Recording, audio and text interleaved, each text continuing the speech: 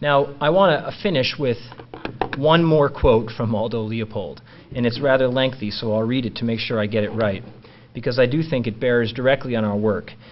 Leopold wrote that one of the penalties of an ecological education is that one lives alone in a world of wounds.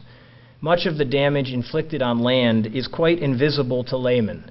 An ecologist must either harden his shell and make believe that the consequences of science are none of his business, or he must be the doctor who sees the marks of death in a community that believes itself well and does not want to be told otherwise.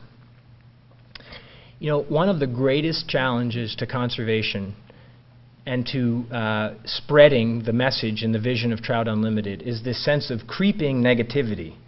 In the face of all the threats to trout and salmon, it is really difficult to not become overly pessimistic or overly negative or dubious about our ability to accomplish that really hairy vision that I described on the second slide of this presentation.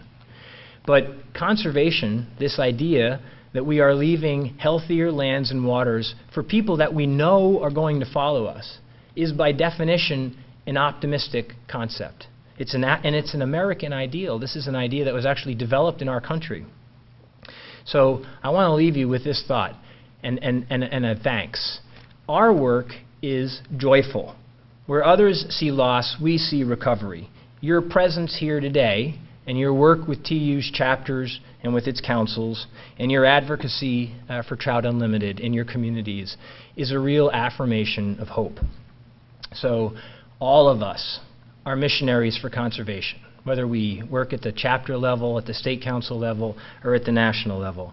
Let's leave this meeting today with a missionary's zeal for converting decision makers to conservation and for bringing ever more people who fly fish into as TU members.